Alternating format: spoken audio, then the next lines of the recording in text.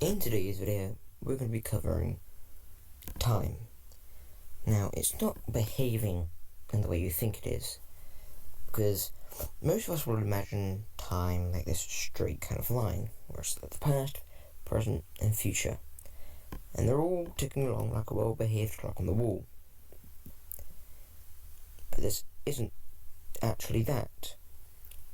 So, according to Einstein, time is stretchy. And not metaphorically, literally is. If you move fast enough, time will slow down for you. This is called dilation, and it's not a theory in the maybe sense.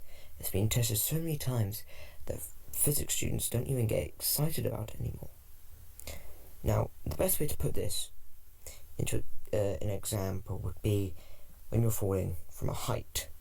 Now, as you're falling, time slows down for you, and that's because you're moving so fast that time can't keep up with you in a sense.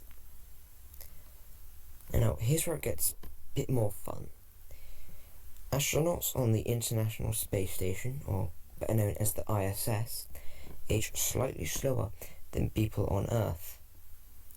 And it's not enough to skip taxes or avoid responsibilities, but enough that, technically, astronauts are time travellers. So, somewhere in space there is a person who is a few milliseconds younger than they should be. Now, gravity also messes with time.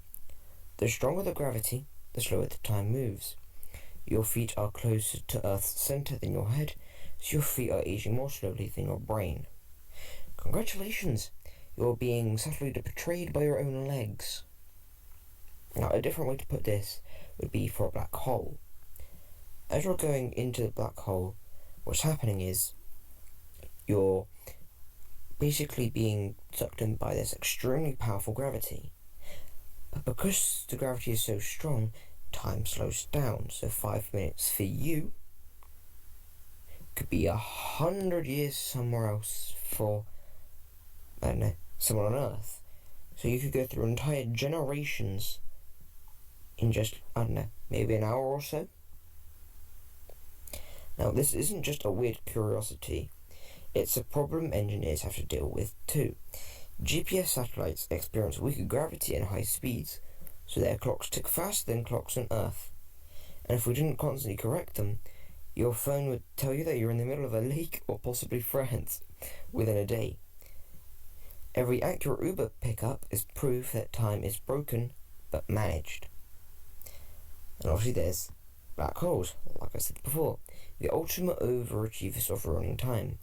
Getting close enough, and from the outside you appear to slow down and stretch out. And freeze forever basically at the edge. Spaghettification. Now, to the rest of the universe, you're basically stuck in eternal buffering. From your point of view, totally normal day. You'd fall in, check the time, and think, still Tuesday. Now, the big takeaway is that there is no single universal now. The present moment depends on where you are, how fast you're moving, and what gravity is doing to you. Somewhere in the universe, two events that you think are happening at the same time absolutely are not. So time isn't a strict rule, it's more like a suggestion, a very serious, mathematically enforced suggestion that occasionally makes astronauts younger, messes up your GPS, and proves that reality is far weirder than our brains are comfortable with. This has been Guy with Facts. Stay smart out there.